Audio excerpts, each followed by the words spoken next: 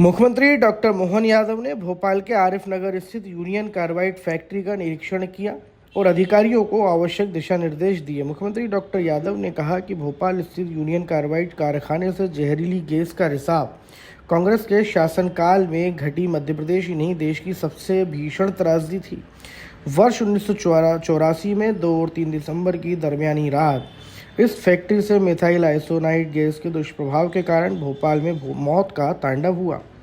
Gas कांड के बाद कांग्रेस शासन ने इस क्षेत्र को लावारिस छोड़कर भी पाप किया। उन्होंने फैक्ट्री में फैले जहरीले कचरे को हटाने के लिए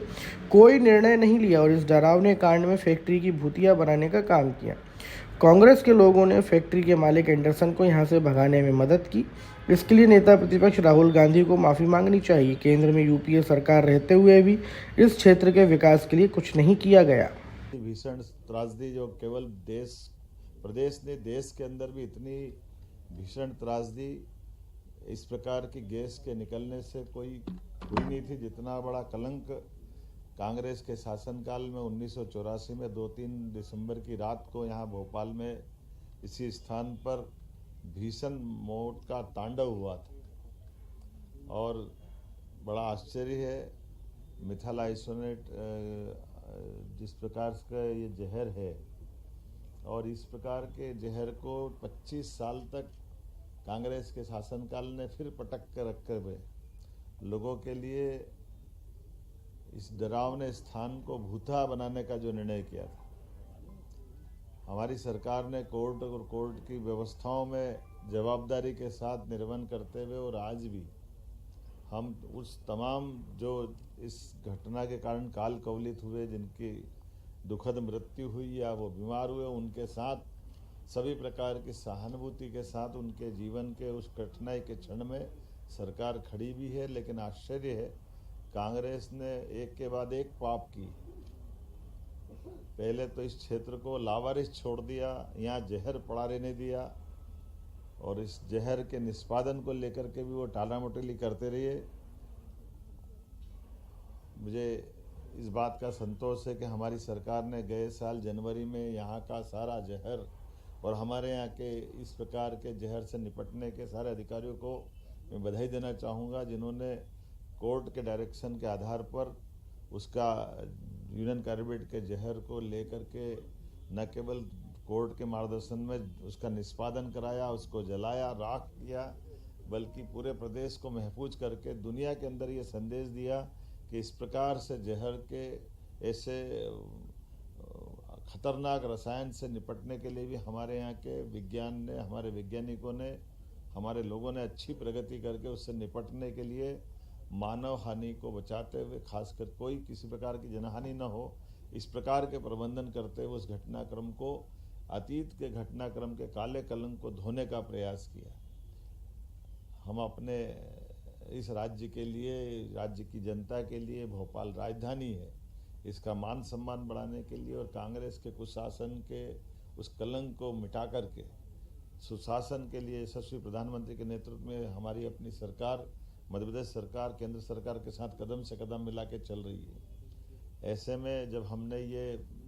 बीते साल शुरुआत में 2025 में यहाँ से सफाई का अभियान चलाया था और बात का आज का क्रम ये है कि आने वाले समय में कोर्ट के मार्गदर्शन में सब प्रकार से इस स्थान पे मेमोरियल और क्या क्या कर सकते हैं, इसके सुझाव भी हम लेंगे। सबके साथ लेकर के सभी पक्षों को विश्वास में लेकर के इस जगह पर मैं ये जरूर बोलना चाहूँगा, कांग्रेस ने न केवल यहाँ लोगों को मरने के लिए छोड़ा, बल्कि उससे बड़ा पाप यहाँ के इस यूनियन कार्बाइड के मालिक एंडरसन को भगाने में भी कांग्रेस के ही लोगों ने बड़ी मदद की। राहुल गांधी को माफ़ी मांगना चाहिए। अपने उस शासनकाल को लेकर के उनके ही जवाबदार दादी और पिता के शासनकाल के समय में भी ये कलंक बना रहा। मनमोहन सिंह की सरकार में भी यहाँ पर कुछ नहीं किया गया। मैं उम्मीद करता हूँ कि आज के इस अवसर पर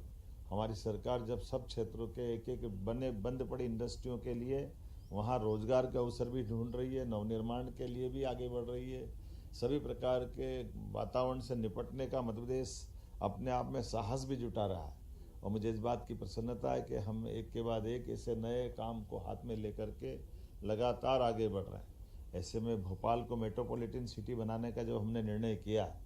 तो मेट्रोपॉलिटन से बाकी दायरा तो इसको बढ़ाया हमने 6 जिलों से जोड़ने का, लेकिन भोपाल के अंदर भी विकास की बहुत बड़ी अलग अलग प्रकार की जहाँ जहाँ रुकावटें, उन रुकावटों के बाधा हटा करके हम इसको विकास के